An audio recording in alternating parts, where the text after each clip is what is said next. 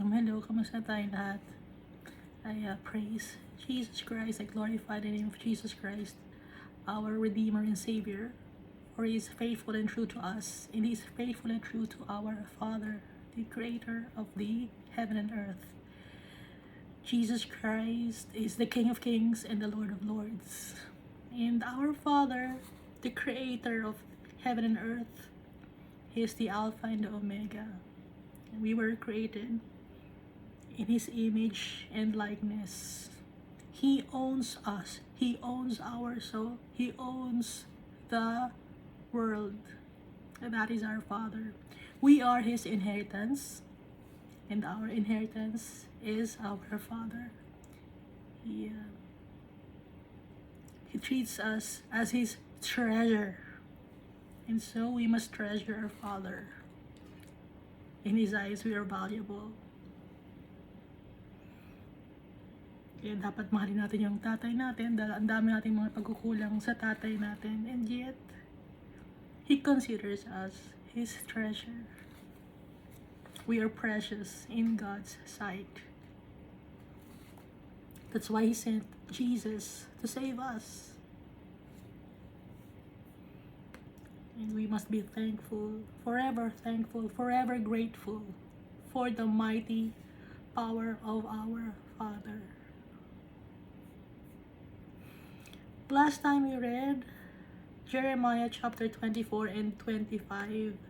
So in Jeremiah chapter 24, it was about the 2 baskets of figs. Fig fruits, no?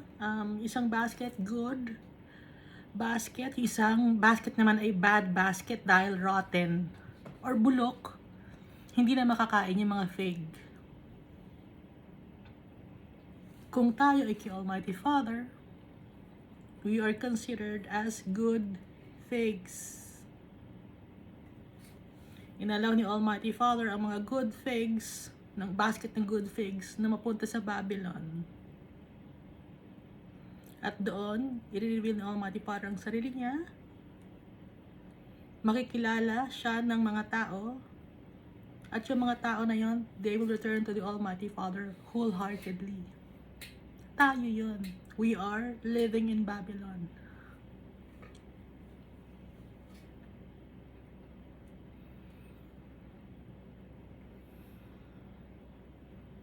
Bumalik tayo sa tatay natin wholeheartedly. Nakilala natin yung tatay natin. Huwag tayong maging bad figs. Dahil yung mga bad figs na nasa basket, kasama din natin dito sa Babylon, mundo na to,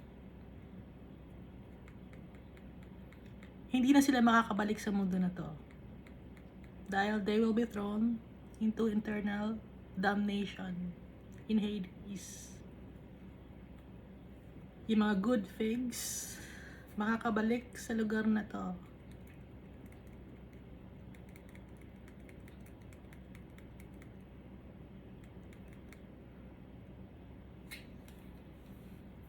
Yun yung nasa Jeremiah chapter 24. Hindi sisirain ni Almighty Father ang mundo na to, hindi magugunaw, hindi sasabog, no? Anong mangyayari? Lilinisin ni Almighty Father, tatanggalin niya yung mga structure na ginawa ng mga tao due to their pride and arrogance and wickedness. Kaya magkakaroon mga calamities. Kaya malilinis ang lugar na to.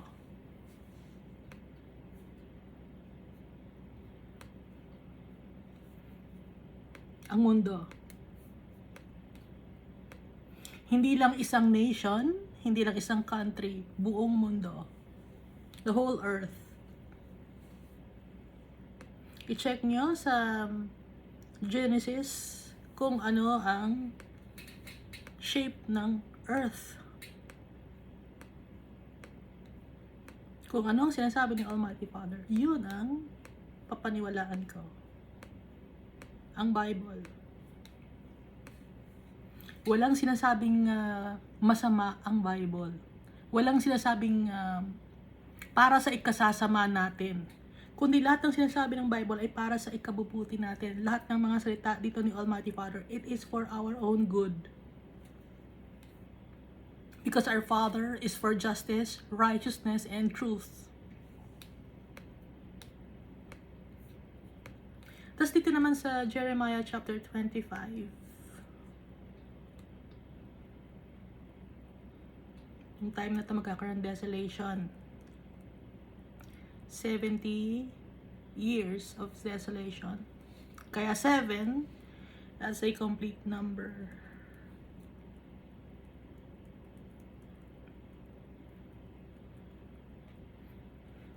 Kaya nga diba sa week, mayroon tayong 7 days of the week.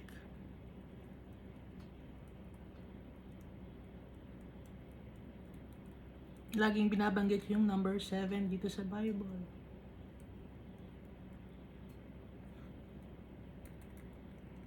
Yung 7 trumpets of the Almighty Father, no? Sa Book of Revelation. At binanggit din dito yung mga tao na makakapag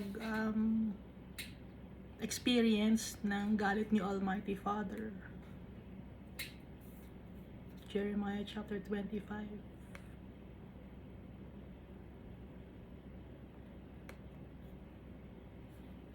Yung mga wicked nations na ayaw tumigil sa paggawa ng kasamaan. Sino ba yung mga wicked nations? Pag wicked nations, ibig sabihin yung mga tao. Kaya nga nation paano ba nabubuo ang isang nation? Dahil sa mga tao. Yung mga nangi-impluwensya sa mga tao na gumawa ng kasamaan, yung mga kasamaan na namamana natin sa mga ninuno natin, nakaulgalian na natin, no? Ang sumamba sa kung sino-sino, dahil nakuha natin yung pagsamba na yon sa culture and tradition natin. Galit si Almighty Father. Dahil ang gusto ni Almighty Father, we must worship Him in spirit and in truth.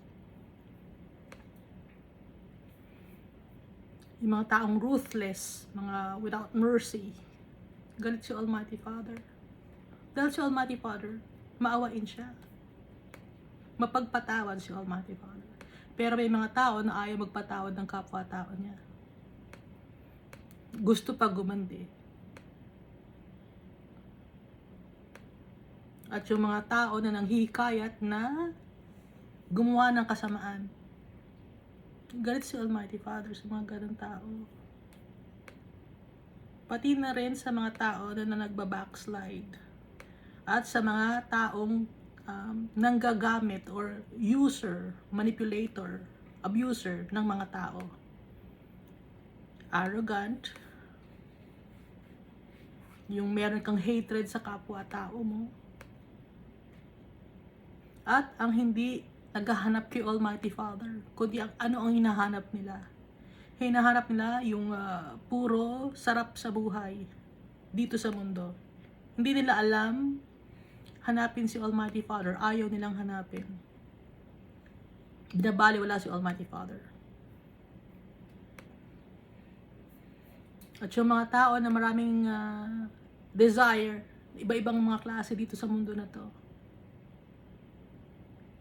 hindi nila dinedesire ang makilala si Almighty Father, kundi ang dinedesire nila, yung mga bagay sa mundo nito na makamit nila or makuha nila. Pati yung mga people pleasers, gusto ng validation ng kapwa-tao. Galit si Almighty Father sa mga ganong klase dahil mas importante sa kanila ang salita ng tao kaysa sa salita ni Almighty Father. Mas gusto nilang mapasaya ang mga tao kaysa kay Almighty Father. Galit si Almighty Father sa ganong klase mga tao. At yung mga tao na wants to gain power by any means possible. And the people who are neither cold nor hot. Galit si Almighty Father. Yung lagi nasa middle ground.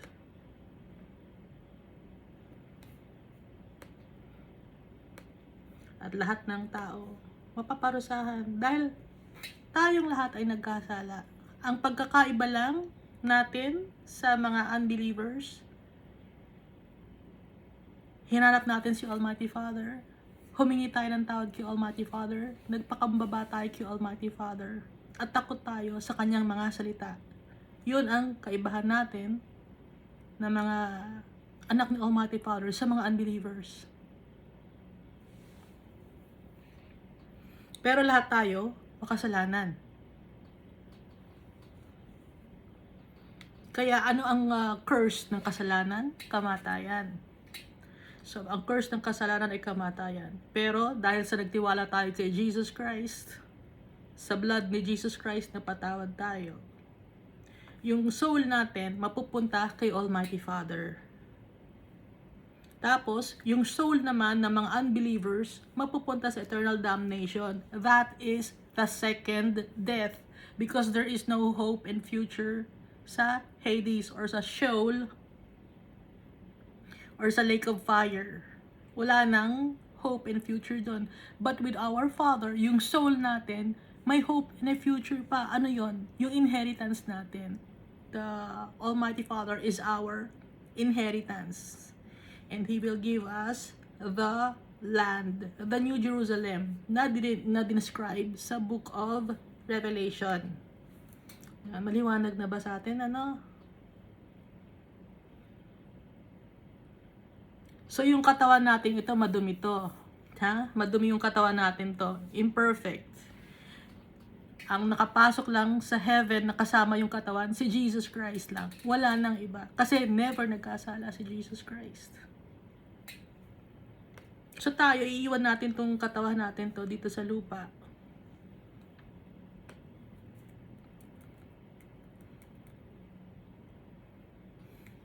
Lahat ng tao, kahit umayaw na inumin ang wrath of the Almighty Father, yung cup na ipapainom sa mga tao, may mga taong hindi pwede, ayoko, hindi yan mangyayari. Yung mga ganong klaseng tao.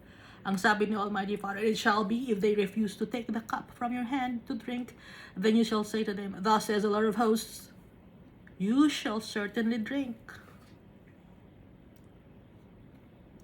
May experience mo yun. Kahit umayaw ka, yun ang ibig sabihin nun.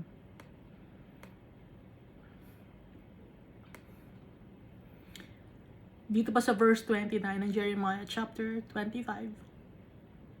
For I will call for a sword on all the inhabitants of the earth. All. Walang exemption. Dahil lahat nagkasala. Yung great harvest, no, na binanggit ni sa book of Revelation, yung great harvest na binanggit din ni Jesus Christ. Na tutubo yung tares tsaka yung mga wheat. Pero pag ginather lahat, i-harvest lahat, magkasama ang wheat at tsaka yung mga weeds or yung mga tares. Ang pagkakaiba nga lang, yung mga wheat dinala sa barn, inalagaan. Yung mga damong ligaw or yung mga weeds, saan dinala? Sinunog. No? Nakikita nyo na yung difference? Comparison ng good fig tsaka ng bad fig. Na binanggit ni Jesus Christ na yung itananim na good na wheat, yung kaaway naghasik ng mga pangit na mga binhi. Sabay tumubo. Ano bang verse yun? Hindi ko kabisado. Parable of the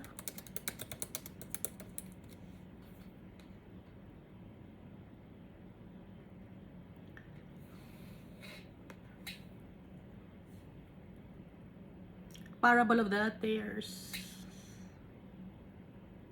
Yung mga servants dito, yun yung mga angels. Tanggalin na natin yung mga madudumi. Yung mga, dito nakalagay yun sa Matthew chapter 13 verse 24 to 43.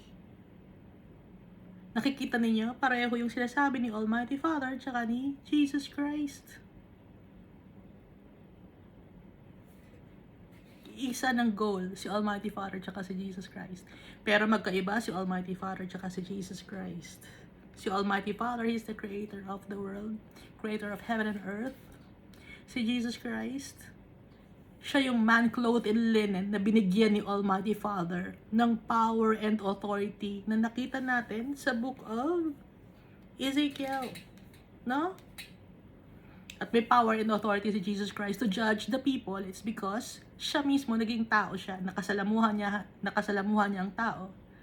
Nabuhay siya ng mahirap dito sa mundo na to. Kaya alam ni Jesus Christ kung paano husgahan ang mga tao. Maliwanag na sa atin? Sa akin maliwanag na, hindi ko lang alam sa inyo kung naliliwanagan kayo. Dahil bawat chapters and books, nagmamerge sila.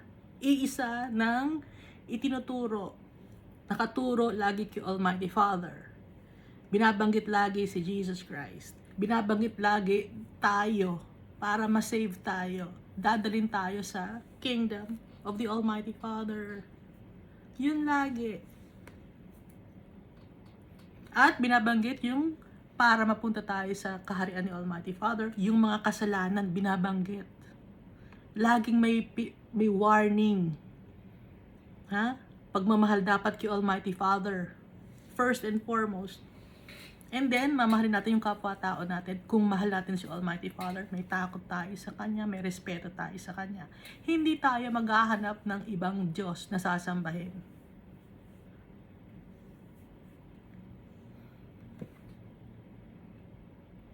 Pag sinamba natin si Jesus Christ, sinasamba na rin natin si Almighty Father. Nakalagay sa John chapter 17. Pag sinamba natin si Almighty Father, sinasamba rin natin si Jesus Christ. And also the Holy Spirit, dahil yung Holy Spirit, kasama rin yung Almighty Father, tsaka na Jesus Christ. Nakakausap natin si Almighty Father, tsaka si Jesus Christ, through the power of the Holy Spirit.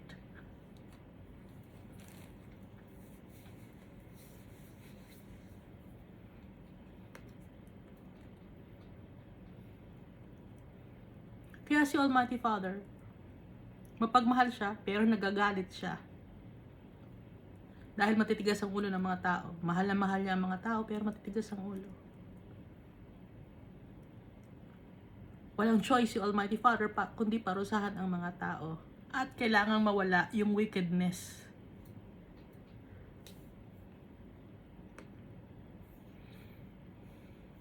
Nakakaintindihan ba?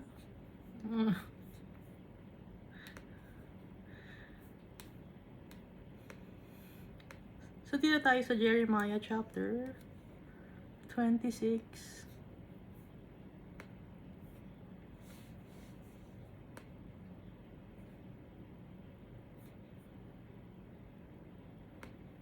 Alam naman natin na si Jeremiah isang prophet. So, bilang prophet, nakakaranas din siya ng mga threats, death threats.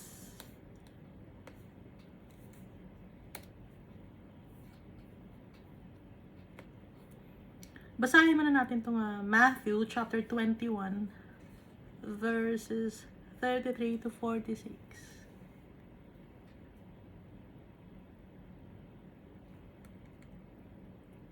Here another parable. There was a certain landowner who planted a vineyard and set a hedge around it, dug a winepress in it, and built a tower, and he leased it to vine dressers and went into a faraway country.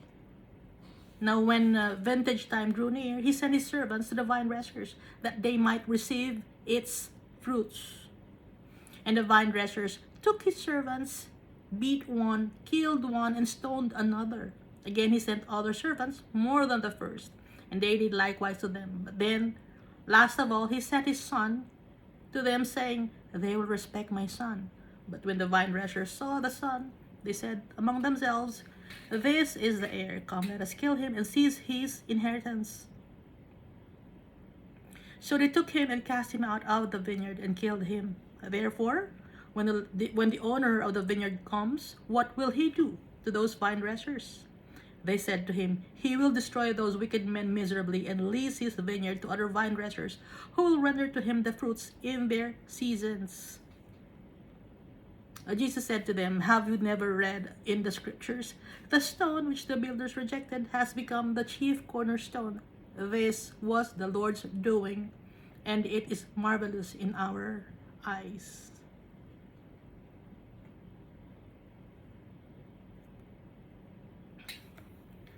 Itong parable na to,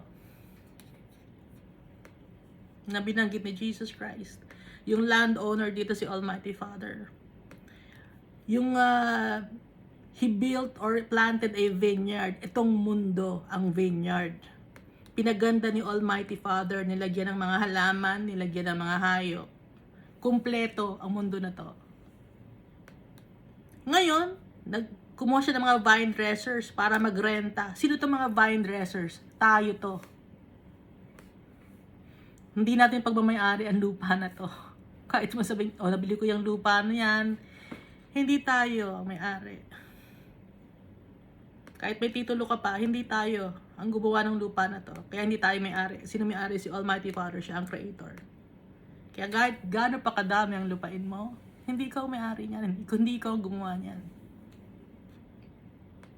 Kahit binili mo, paano mo binili? Sa iyong sariling pawis? Yung health mo, saan galing yon? Yung resources mo, saan galing? Kay Almighty Father lahat. So, anong pagmamayari meron tayo? Wala. Kaya tayo ay mga, nangungupahan dito sa mundo na to. Hindi tayo permanente. Ngayon, si Almighty Father, He went into a far country. Ibig sabihin, ibinigay niya sa atin na mamahala ng mundo na to. Ngayon, now when vintage time draw near, He sent His servants to the vine dressers that He might receive its fruits. Dapat tayo, as followers of Christ, as people, meron tayong fruits of the Holy Spirit: love, joy, peace, forbearance, kindness, gentleness, faithfulness, and self-control. Pero anong ginawa natin? Imbis na maging maayos tayong tao, anong ginawa natin? Yung mga servants, mga prophets ni Almighty Father, anong ginawa natin? The vine dressers took his servants, beat one, killed one, and stoned another. Pinatay ang mga prophets. May mga death threats ang mga prophets. Yung mga nagsasalita about kay Almighty Father, about kay Jesus Christ, inaaway ng mga tao. Up to now.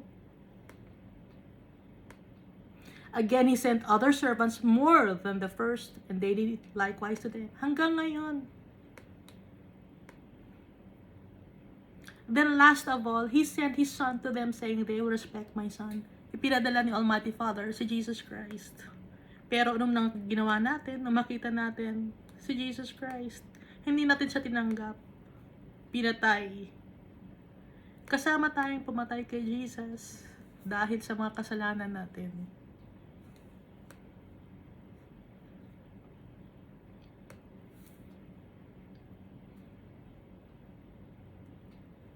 What will He do to the vine dressers? Do sa mga taong wicked?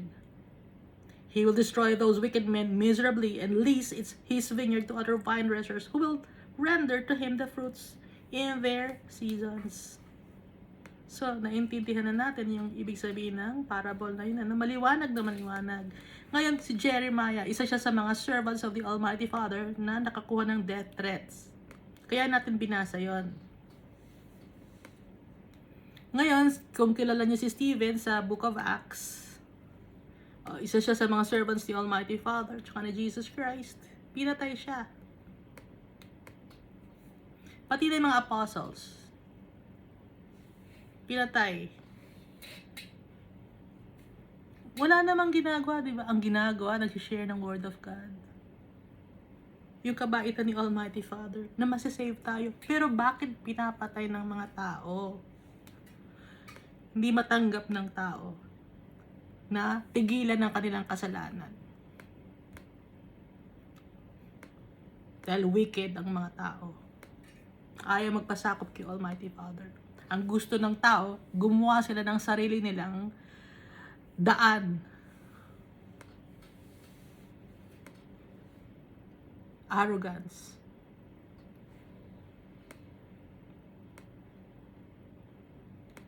Ayaw magpasakop kay Almighty Father. Parang si Lucifer, ayaw magpasakop kay Almighty Father.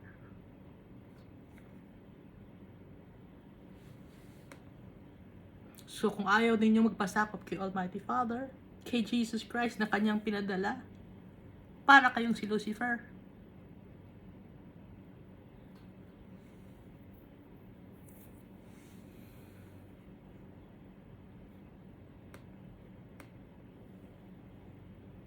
Umpisa na natin, Jeremiah chapter 26. In the beginning of the reign of Jehoiakim, the son of Josiah, king of Judah, this word came from the Lord. Kinausap ni Almighty Father, si Jeremiah, nung pag-uumpisa ng pagiging hari ni Jehoiakim. Kung i-check natin yung ating table, o yung ano bang tawag dito, kung anong year yon, tignan nyo na lang kung anong year ito. Ha?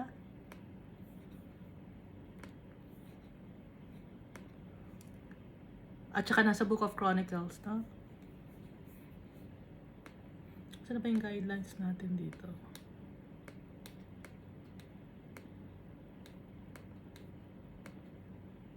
Wala ko na naman yung guidelines,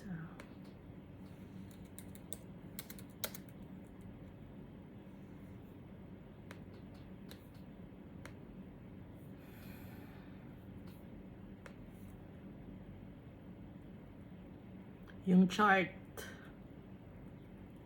So si Jehoiakim, year 608 to 597 BC.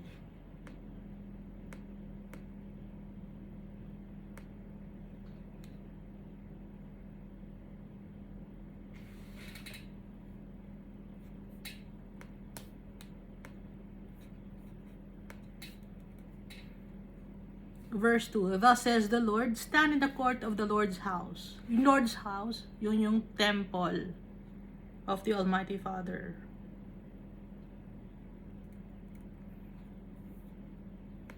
May temple pa nun si Almighty Father. Kasi hindi pa dumarating si Jesus Christ. Nung dumating na si Jesus Christ, ano na ang naging temple? Tayo na. Dahil sa puso natin nananahan, si Almighty Father, tsaka si Jesus Christ. Tayo na yung church, mga tao. And speak to all the cities of Judah which come to worship in the Lord's house, all the words that I command you to speak to them, do not diminish a word. Sabi ni Almighty Father, wag mong babawasan yung mga salita ko. Kung ano ang sinabi ko, sabi ni Almighty Father, sinabi niya kay Jeremiah, yun ang sasabihin mo sa mga tao. Tumayo ka dun sa court ng temple. At kausapin mo yung mga tao, dun ka magsalita. Dahil dadating dun yung mga tao para mag-worship sa temple of the Lord. Ngayon may mga bibigyan ko sa yung salita, huwag mong babawasan ang mga salita na yun. Kung ano ang sinabi kong salita, yun ang sasabihin mo. Yun ang instruction ni Almighty Father kay Jeremiah. Perhaps, verse 3, perhaps everyone will listen and turn from his evil way, that I may relent concerning the calamity which I purpose to bring on them because of the evil of their doings. May potential, sabi ni Almighty Father, na pag nakinig sila sa mga sasabihin mo, sa mga salita kung sasabihin mo, titigilan na nila ang kanilang mga kasamaan. At pag tinigilan nila ang mga kasamaan nila, hindi na ako magpapadala ng calamity. Dahil kaya naman ako magpapadala ng mga calamity or tragedy, or sufferings and pains because of their evil doings. Masasama ang kanilang mga ginagawa. They're wicked. So verse 4, and you shall say to them, thus says the Lord, if you will not listen to me, to walk in my law which I have set before you, sabi ni Almighty Father. Sabi mo sa kanila, kung hindi sila makikinig sa salita ni Almighty Father, na maglakad ng ayon sa law, or directives ni Almighty Father na binigay ni Almighty Father sa mga tao, to heed the words of my servants, the prophets, whom I sent to you, both rising up early and sending them, but you have not heeded. napakinggan ang mga words ng mga servants ni Almighty Father, pati ng mga prophet na pinadala yung Almighty Father, na pinadala sa mga tao, na maagang gumising araw-araw at pinapadala niya. Pero hindi nakikinig ang mga tao. Dinadaan-daanan lang. Binabaliwala lang. Dinidisregard nila. Ano ang gagawin ni Almighty Father sa verse 6? Then I will make this house like Shiloh, and will make this city a curse to all the nations of the earth. Ang gagawin ko, pag hindi sila nakinig, gagawin ko ang nation na to ay magiging Shiloh. Itong city na to, itong mundo na to, ay magkakaroon ng curse. Ano ba yung curse? Death. Di ba yun yung curse? Ngayon yung Shiloh, magandang lugar to. Unang-unang napuntahan ni Joshua. Galing sila ng Egypt, nakapasok sila ng Shiloh. Kaya, maganda yung lugar na to. Pero, sinira ni Almighty Father dahil matigas ang mga ulo ng mga tao. Binanggit yung Shiloh sa Joshua chapter 18 verse 1 to 10, tsaka sa Joshua chapter 21 verse 1 to 8. Kasi nung dumating yung mga Israelites sa land ng Israel, yung meron silang tent of meeting, ginanap sa Shiloh. At saka yung paghahati-hati ng mga lupa, nang nag-uusap-usap yung mga tao, si Joshua at si Eleazar divided the land among the tribes who have not yet received their allocation. Yun, ginanap yun or ginawa yun sa Shiloh.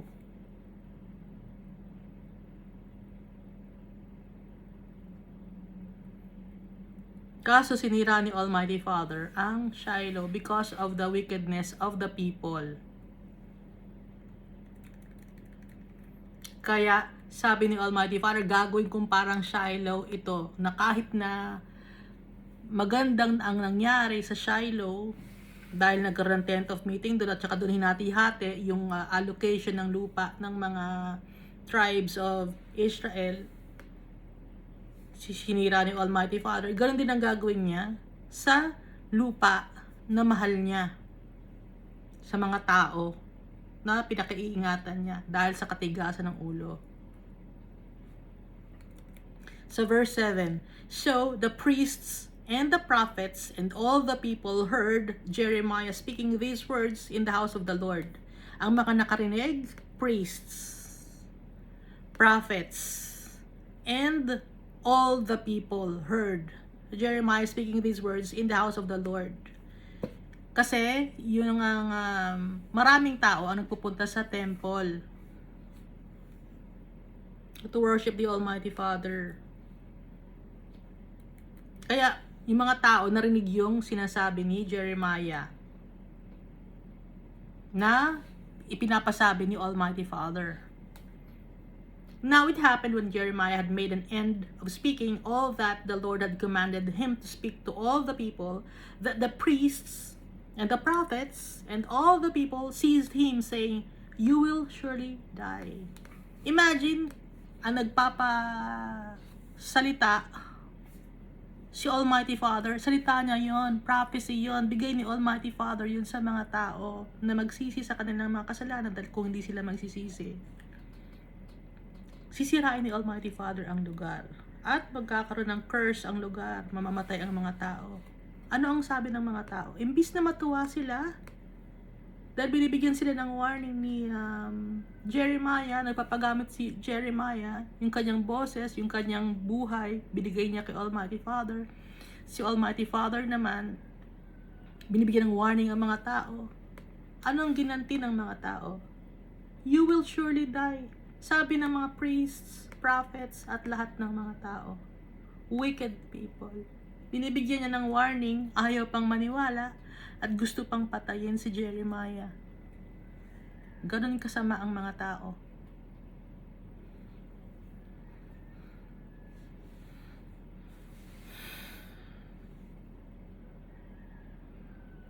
Ngayon, nagpabasa tayo ng Bible. Kung nagagalit kayo sa akin, hindi ako nagagalit sa inyo.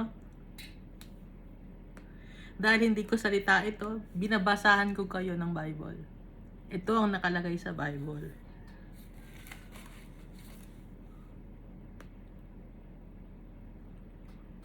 Verse 9, why have you prophesied in the name of the Lord, saying, this house shall be like Shiloh, and this city shall be desolate without an inhabitant? Bakit mo sinasabi yon?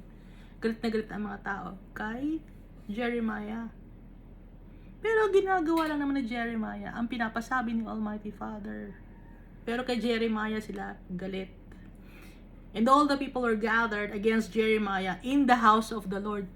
Sa temple of the Lord pa nangyayari yun. No? Kahiya-hiya naman ang ginagawa ng mga tao na to. Sa temple of the Lord pa nila gustong na inaaway nila si Jeremiah.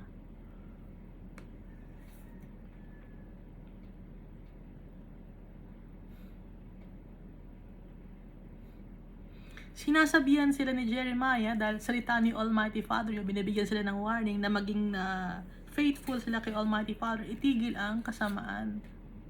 Galit pa sila kay Jeremiah.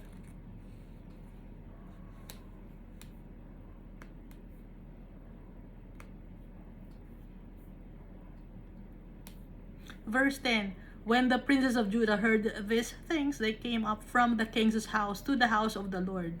Yung princes of Judah, ito yung mga council, mga aside sa king, meron pa siyang mga mga advisor, no? At mga business people. So mga wealthy people, to mga learned people.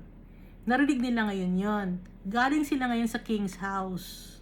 Nagpunta ngayon sila sa temple of the Lord and sat down in the entry of the new gate of the Lord's house. Naupo sila sa entry, sa pasukan ng new gate of the Lord's house. And the priests and the prophets spoke to the princes and all the people, saying, this man deserves to die, for he has prophesied against the city, as you have heard with your ears. Itong tao na to, si Jeremiah, kailangan mamatay ito kasi nag-prophesy siya against the city, against sa mga tao. Narinig naman ninyo, di ba? Parang yung nangyari kay Jesus Christ. Pero mas nauna to syempre kay Jesus Christ. Yung prophet, si Jeremiah. Padala muna ni Almighty Father mga prophet bago si Jesus Christ. Binibigyan ng warning ni Jeremiah because that's what the Almighty Father said. Wicked people.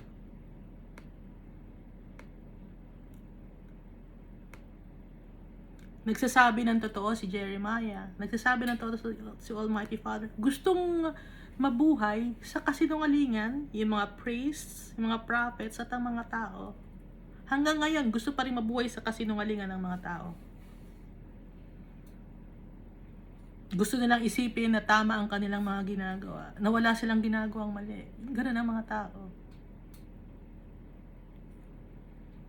Kung hindi tayo malapit kay Almighty Father, hindi tayo nag-pray, hindi tayo nagbabasa ng Bible, hindi natin sinusunod ang mga sinasabi ng Almighty Father, sa tingin ninyo tama ang ginagawa natin o hindi? Natutuwa ba si Almighty Father sa ginagawa natin o hindi? Hindi, pero chismisan lang naman namin yung kapitbahay namin eh. Hindi masaya si Almighty Father sa chismis. Hindi masaya si Almighty Father sa paninirang puri. Hindi trabaho kasi namin yan. Wala ka ba ibang magawang trabaho? Ang trabaho mo, chismis. Ang trabaho mo, panloloko ng tao, panlalamang ng tao. Pagmamanipula ng tao. Karamihan ng mga services, ganon. Ngayon, hindi mo alam na mali ang ginagawa mo. Pag nagsa-sales talk ka sa mga tao, kaya hirap na hirap ako mag-sales talk. Nahihirapan ako. Dahil kailangan maganda ka magsalita doon. Hindi ako maganda magsalita. Kung ano yung totoo, yung nasasabihin ko. Pag hindi ako naniniwala sa produkto, hindi ko mabebenta. Ngayon, naniniwala ako kay Almighty Father, kay Jesus Christ at sa Holy Spirit. Kaya binibenta ko sila sa inyo. Libre, walang bayad.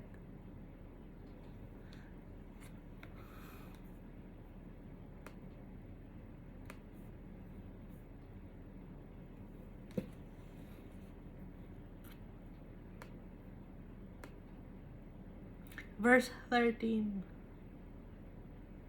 Now therefore amend your ways and your doings, and obey the voice of the Lord your God. Then the Lord will relent concerning the doom that He has pronounced against you. Now therefore, amend your ways. Ibahin ninyo ang inyong mga gawa. Tigil na ang kasamaan. Sundin ang boses ni Almighty Father. Baka sabihin niyo, hindi ko naman naririnig ang boses ni Almighty Father. Nagpray ka ba? Galing sa puso mo yung pagpe-pray mo? Hindi yung paulit-ulit na prayer, yung galing sa puso mo na prayer. At pag magpe-pray ka, huwag kang titingin sa mga statue. You just close your eyes or look ka sa heaven.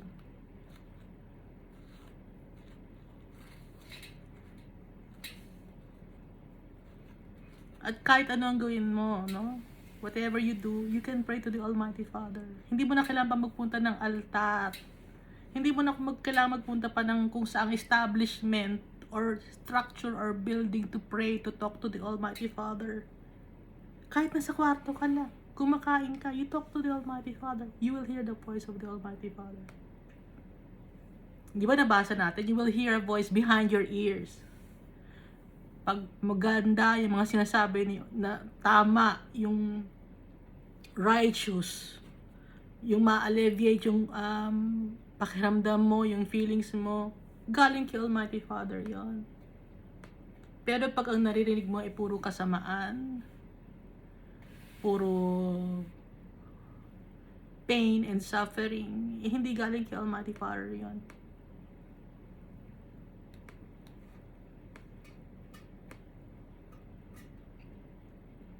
Itong warning na to, it's pain and suffering. It is because of the wickedness of the people. Ngayon, pag nag-iba ang puso mo, hindi na pain and suffering ang mararanasan mo, kundi maiintindihan mo na si Almighty Father. Maiintindihan mo na siya. Kung saan nanggagaling si Almighty Father, kung saan yung reason ng kabaitan, ang pagmamahal ni Almighty Father, maiintindihan mo lahat. Kaya si Almighty Father, humingi lang tayo ng tawad. Anong gagawin ni Almighty Father? Then the Lord will relent concerning the doom that He has pronounced against you. Hihingi lang ng tawad. I-stop na ni Almighty Father yung doom or yung curse that He has pronounced against you. Kung iibahin natin ang ating mga gawi, titigilan natin yung mga kasamaan natin, yung panloloko sa mga tao, pag-sales talk, pagyayabang. Pero ayaw tumigil ng tao, di ba? Verse 14, as for me, here I am in your hand. Do with me as seems good and proper to you. Sabi ni Jeremiah, para sa akin, andito ako ngayon. Hawak-hawak ninyo ako. Gawin niyo sa akin kung ano sa tingin niyo ang tamang gawin para sa akin. Sabi ni Jeremiah, but know for certain that if you put me to death, you will surely bring innocent blood on yourselves. Pero, sinisigurado ko sa inyo, na pag pinatay ninyo ako, sabi ni Jeremiah, innocent blood. Innocent ang blood ni Jeremiah. Ibig sabihin, wala siyang kasalanan. Ginabanggit lang niya yung pinapasabi ni Almighty Father. On this city and on its inhabitants, innocent blood ang dadanak na dugo sa lugar na yon, sa city na yon, sa mga tao. For truly, the Lord has sent me to speak to all these words in your hearing. Dahil ang totoo naman na si Almighty Father ang nagpadala sa akin para sabihin sa inyo lahat itong mga salita na dapat ninyong madinig.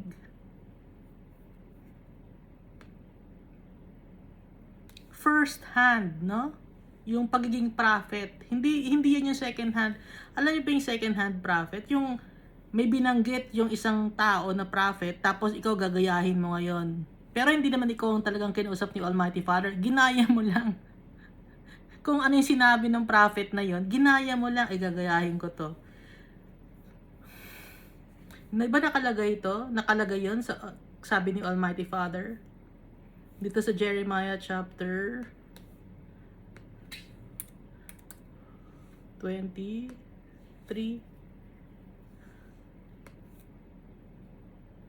Na wag mong gagayahin, no? Saan na ba yun?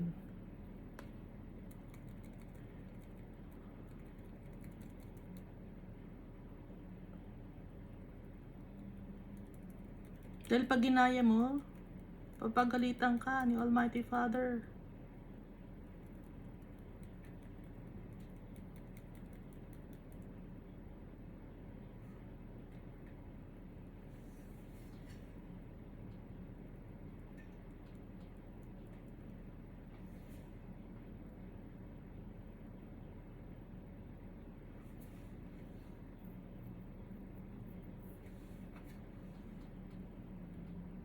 Ito. Sa Jeremiah chapter 23 verse 30. Hindi pwedeng mag-prophesy ang tao kung kinuha lang niya, no? Jeremiah chapter 23 verse 30. Therefore, behold, I am against the prophets, says the Lord, who steal my words, everyone from his neighbor. Hindi siya ang pinapasalita ko nun, pero siya ang nagnakaw. Kinuha niya yung salita ko sa ibang mga tao. Ayaw ni Almighty Father nun. Nakikita ninyo? Nakalagay dito. Ano pa yung isa? Behold, I am against the prophets who use their tongues and says, he says. Yung ginagamit yung pangalan ni Almighty Father. Galit din si Almighty Father sa ganon. Na wala namang sinasabi si Almighty Father. Pero nagsasabi ng, sabi niya, ng kasinungalingan. Galit si Almighty Father. At ano pa doon? Galit din si Almighty Father sa, behold, I am against those who prophesy false dreams. Nag-iimbento. Ginagamit ang pangalan ni Almighty Father. Nag-iimbento. At saka, yung kinukuha yung salita ni Almighty Father na kinuha niya sa ibang mga prophet. Inangkin niya na siya yung nagsalita nun. Galit si Almighty Father. Kaya dito, mababasa natin, ipapakita ko sa inyo. Verse 16.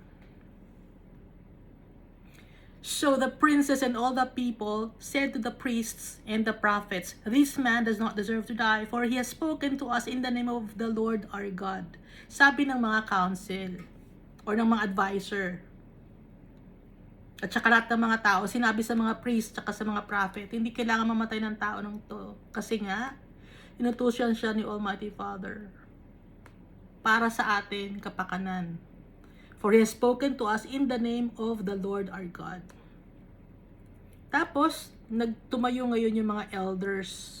Verse 17, then certain of the elders of the land rose up and spoke to all the assembly of the people. Tumayo yung ibang mga elders. Nagbigay ng speech.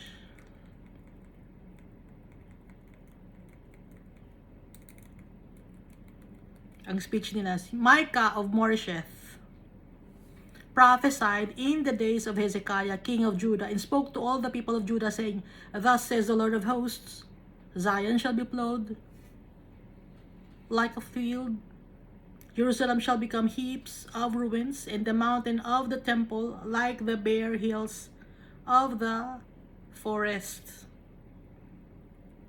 Masisira ang Zion, yung Jerusalem, magiging desolate land, yung the mountains of the temple like the bare hills of the forest, madidestroy. Yun ang prophecy na ibinigay ni Almighty Father, pinapasalita niya kay Micah, doon kay King Hezekiah. Verse 19, did Hezekiah, king of Judah, and all Judah ever put him to death? Did he not fear the Lord and seek the Lord's favor? And the Lord relented concerning the doom which he had pronounced against them. But we are doing great evil against ourselves.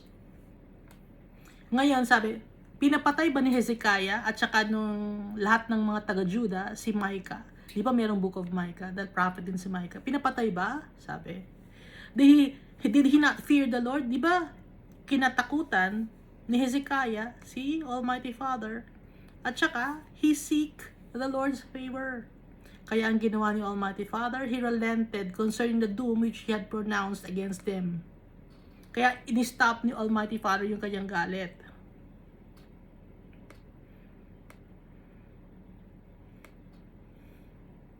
Di ba ganito ang nangyari sa Nineveh kay Jonah? Si Jonah, pinadala ni Almighty Father sa Nineveh to warn the people of Nineveh. Hindi pinarusahan ni Almighty Father ang Nineveh dahil nga nagbigay ng warning si Jonah. Naghingi ng tawad ang mga tao sa Nineveh. Ngayon, ito namang si Micah na prophet, nag-prophesy siya kay King Hezekiah, tsaka sa lahat ng mga Judah. Hindi siya pinapatay, kundi natakot si King Hezekiah kay Almighty Father at iniba niya yung kanyang gawi. Imbis na masama ang kanyang gawi, naging maayos siya. Makikita to no sa 2 Kings 18:20, 2 Chronicles 29-32, Isaiah chapter 36-39, si King Hezekiah. Verse 20, now there was also a man who prophesied in the name of the Lord, Urijah, the son of Shemaiah of Kirjath-Jearim, who prophesied against the city and against this land according to all the words of Jeremiah. Nagprophesy si Urijah, na son ni Shemaiah of Kirjath-Jearim. Nagprophesy siya against Judah, against the land, against sa mga tao, according to all the words of Jeremiah. So, ginaya niya yung words ni Jeremiah, ni Urijah. Nagprophesy siya, pero yung words niya, according to all the words of Jeremiah. Hindi according to all the words of the Lord, the Almighty Father, or the Lord God. Kundi, ginaya niya yung words ni Jeremiah, according to all the words of Jeremiah. Si Urijah. Ano ngayon ang nangyari? And when Jehoiakim the king, with all his mighty men and all the princes heard his words, the king sought to put him to death. But when Urijah heard it, he was afraid and fled and went to Egypt. Nakita ninyo? Yung totoong prophet sa hindi totoong prophet. Si Urijah, ginaya lang niya yung words according to all the words of Jeremiah. Ano ang ginawa ni Urijah? Nagbigay si Urijah ng warning sa mga tao, sa Judah at sa king. Pero, according to all the words of Jeremiah. Ngayon si Jehoiakim naman, narinig niya yung prophecy na yon, na ginaya ni Urijah. Natakot ngayon si Urijah, tumakbo papuntang Egypt. Dahil narinig niya na ipapapatay siya. Bakit natakot si Urijah? Hindi siya kausap ni Almighty Father. Ginaya niya yung words ni Jeremiah. Kaya nga dito, sa Jeremiah chapter 23 verse 30, therefore, behold, I am against the prophets who steal my words, everyone from his neighbor. Naiintindihan na ninyo? Na pag may mga prophet, tas gagamitin mo yung sinabi ng prophet na yon, gagayahin mo yon, May kaparusahan yun. Ayaw ni Almighty Father ng ganun. Dahil hindi ikaw ang nakausap ni Almighty Father. Ginaya mo.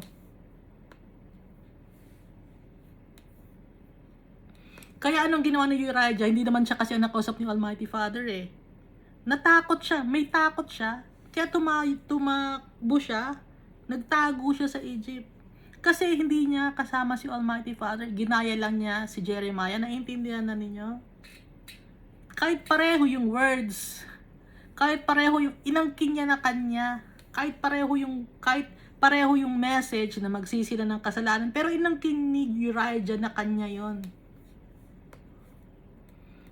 Kaya natakot si Uriah. Wala namang kasing go signal si Almighty Father. Kaya may takot. Tingnan mo si Jeremiah. Walang takot si Jeremiah. Naiintindihan ninyo? Si Uriah may takot siya. Ano ang difference nun? Ang difference, si Almighty Father. Si Almighty Father na kay Jeremiah. Same words ang ginamit ni Uriah at ni Jeremiah. Pero si Almighty Father na kay Jeremiah. Wala siya kay Uriah. Kaya si Uriah, nagkaroon siya ng takot. Napatayin siya. Kaya tumakbo siya. Yun ang binabanggit ni Almighty Father na huwag kang magdanakaw ng salita ko, sabi ni Almighty Father, everyone from his neighbor. Naintindihan na natin? Sino bang nanonood ako lang? Ngayon, verse 22, Then Jehoiakim, the king, sent men to Egypt. Pinahabol ni Jehoiakim si Uriah. Elnathan, the son of Arbor, and other men who went with him to Egypt. Hinabol, no? Si Uriah. Kasi wala siyang authority. Ginaya niya yung salita ni Jeremiah. And they brought Uriah from Egypt and brought him to Jehoiakim the king, who killed him with a sword and cast his dead body into the graves of the common people. Pinatay si Uriah. Dahil hindi naman siya nakausap ni Almighty Father, hindi siya directly nakausap ni Almighty Father. Ginaya lang yung salita ni Jeremiah. Nakikita niyo na yung difference? Na ayaw ni Almighty Father ng ganon, nandun sa Jeremiah chapter 30 Jeremiah chapter 23 verse 30. Kaya pinatay si Uriah ni King Jehoiakim. At yung katawan niya sa common graves dinala ang common people.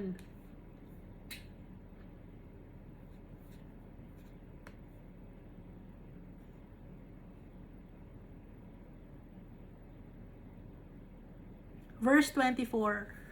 Nevertheless, the hand of Ahikam, the son of Shaphan, was with Jeremiah, so that they should not give him into the hand of the people to put him to death. Pero itong si Jeremiah, hindi siya pinatay. Bakit? Tinulungan siya ni Ahikam. Ahikam means brother of support. Kaya hindi pinatay si Jeremiah because of Ahikam. So si Almighty Father, protected niya si Jeremiah. Ginamit niya si Ahikam to protect Jeremiah. Naintindihan niyo? Padala ni Almighty Father, kinontrol ni Almighty Father si Ahikam para hindi mapatay si Jeremiah. So the Almighty Father, our Creator, has ways to help us and protect us. Hindi natin alam kung paano ang way na yon, no? On protecting us and helping us. Pero, yung mga bagay na magaganda, it is from the Lord. Pinoprotektahan tayo ni Almighty Father. Hindi natin alam na yun pala yung protection ni Almighty Father. Naintindihan ninyo? Na kaya ka pala inihiwalay sa ganung lugar is protection of the Almighty Father. Na kaya ka pala ano ba mga example? Na kaya ka hindi dumaan sa kalye na yon kahit yun ang shortcut.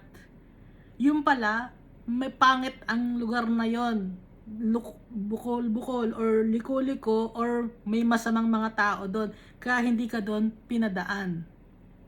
Kasi isip mo, bakit hindi ako sayang? Sana doon ako dumaan para mabilis ako nakauwi. Hindi. Kasi nga, pinoprotektahan ka ni Almighty Father. Sometimes traffic, no? Ay, ba traffic? Sana nakauwi na ako ng maaga. Hindi mo alam, pinoprotektahan ka ni Almighty Father. Naiintindihan na ninyo? Kaya itong si Ahikam, protection to ni Almighty Father, ginamit niya si Ahikam to save Jeremiah from certain death. O kunyari, ano bang mga hilig ninyo? Pagkain. Ay, bakit hindi ako nakakain ng ganun? Favorite ko yun. Kaya hindi ka nakakain ng ganun, baka magkaroon ka ng diarrhea, ganun. Ha? Iisipin mo yung ganun dahil protection of the Almighty Father. Laging isipin natin si Almighty Father. Mahal ako ni Almighty Father.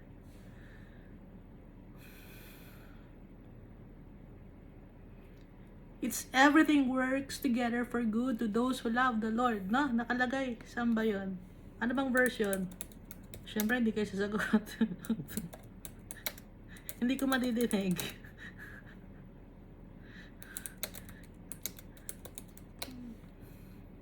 Romans chapter 8, verse 28. Kaya tayo, ang gagawin natin, kung ano ang pinag-uutos sa atin ni Almighty Father, sundin natin.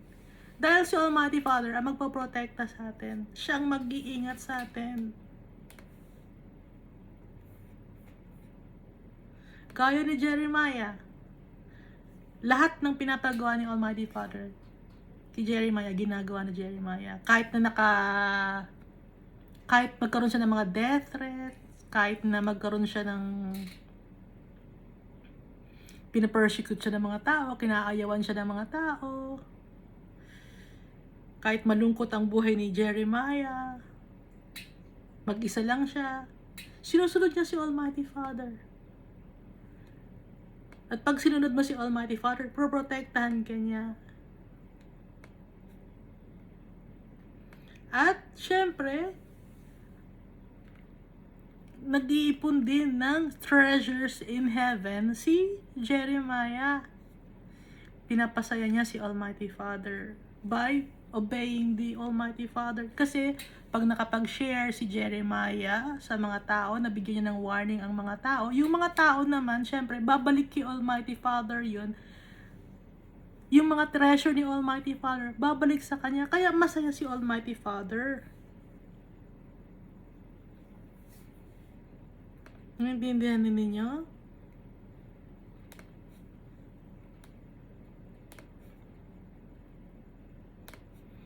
Walang bayad si Jeremiah, ha? Paano siya nababuhay? Hindi natin alam kung paano nababuhay si Jeremiah. Pero iniingatan siya ni Almighty Father. Pinapakain siya ni Almighty Father. Binibigyan siya ng health ni Almighty Father. Magandang health ni Almighty Father.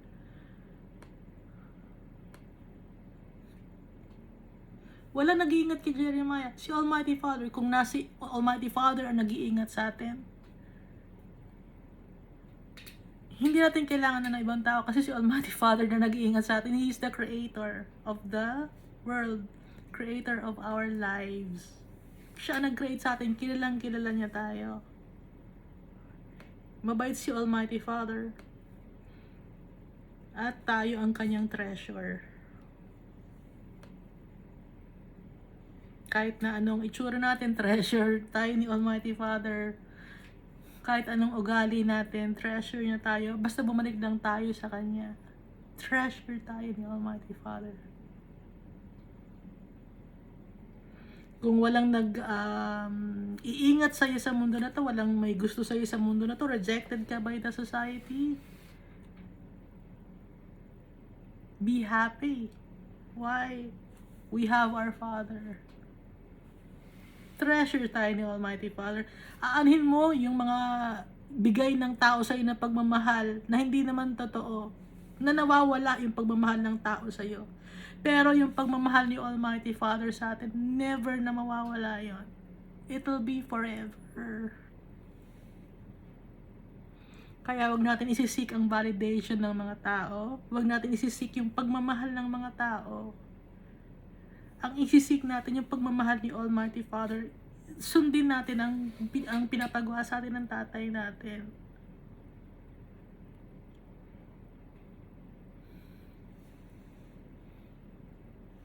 Hindi tayo matatalo. Mahal na mahal tayo ng tatay natin. Hindi niya tayo pababayaan. Hanggang sa pagtanda natin, bubuhatin niya tayo.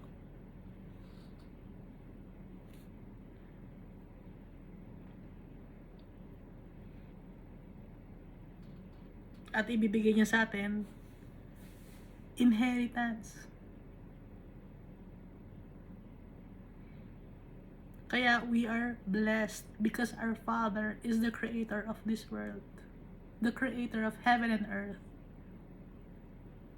Thank you, and God loves us all so much.